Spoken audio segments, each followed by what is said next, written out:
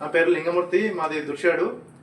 ఈ RCM protease ఇదేంటంటే బయట మార్కెట్లో దొరికే మిల్ మేకర్ ఏదైతే మనకు ఆ పెద్ద పెద్ద బస్తాలల్లో మైదా పిండితో తయారైతో ఆ మిల్ మేకర్కి ఆల్టర్నేటివ్ అండి ఇది. ఆర్సిఎం ప్రోటీజ్లో ఏంటంటే మ్యాక్సిమంగా మనకు ప్రోటీన్ ఉంటుంది, ఫైబర్ ఉంటుంది, అధిక మొత్తంలో కాల్షియం ఉంటుంది.